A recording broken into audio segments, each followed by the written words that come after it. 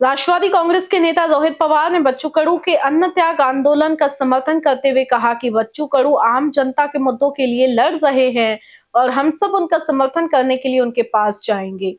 उन्होंने प्रदेश अध्यक्ष पद को लेकर कहा कि उन्हें पद की कोई लालसा नहीं है, बल्कि एक सामान्य कार्यकर्ता को मौका मिलना चाहिए। राज ठाकरे और देवेंद्र फडणवीस की मुलाकात पर उन्होंने कहा कि अगर मन से भाजपा साथ आए तो आम लोगों के मन में भ्रम पैदा होगा और राज ठाकरे की छवि को नुकसान हो सकता है। उन्होंने पवार परिवार में कोई कटुता न होने की भी बात कही। बघा, राज ठाकरे साहेबांना मी विनंती एक नागरिक म्हणून करेल, गेल्या काही दिवसांमध्ये राज ठाकरे साहेब आणि उद्धव ठाकरे साहेब एकत्र येतील अशी चर्चा होती। आता त्यांच्या परिवारामध्ये आपण जर बघितलं तर दुर्दैवाने मोठ्या प्रमाणात कटुता होते। राजकारण आपण बाजूला ठेवू, ती कटुता परिवाराच्या लेवलला संपेल अशी आमच्या सगळ्यांची नागरिक म्हणून अपेक्षा होती।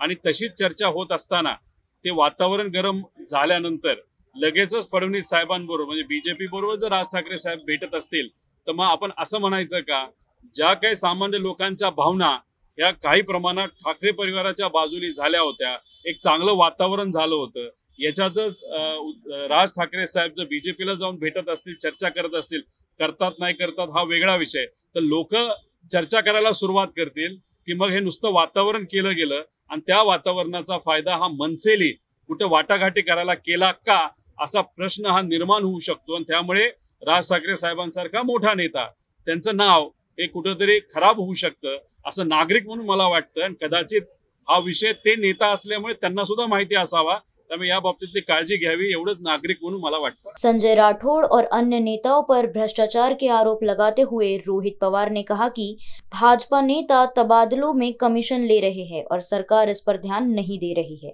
संजय राठौड़ साहेब घ्या, शिरसाट साहेब घ्या, अजून बरेच असे नेते आहेत, भाजपमधले पण नेते आहेत, फक्त एकाच व्यक्तीचा विषय कशाला घेता, असे अनेक तुम्हाला लाईन लागेल की हे सर्व नेते भ्रष्टाचार तिथं करत आहेत, बदलीच्या बाबतीत भ्रष्टाचार करतात आणि कामाच्या बाबतीत भ्रष्टाचार करत आहेत।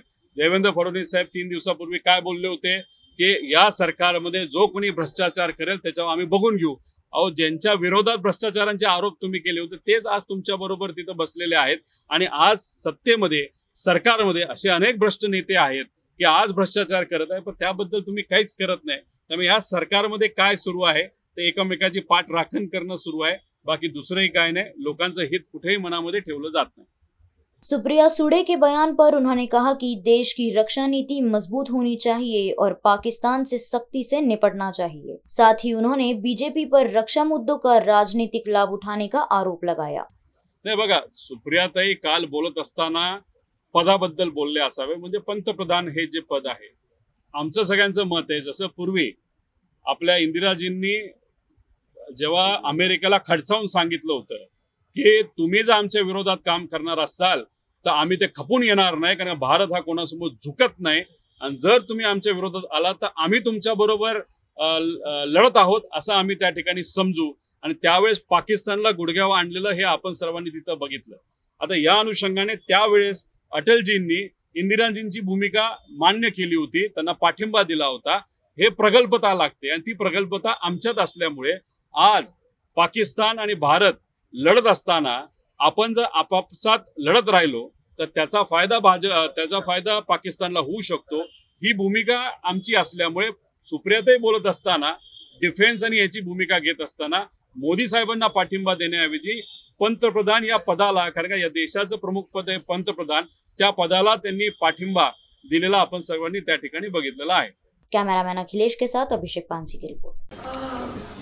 बॉस ने मीटिंग बुलाई। बाहर उठो बैठो। तकलीफ उठने बैठने की नहीं, तकलीफ बवासीर की है। बवासीर, फिशर, भगंदर, पाइलोनियल साइंस का आयुर्वेद तथा आधुनिक लेजर से उपचार। कॉल या विजिट करें www.pilesfistulacure.com।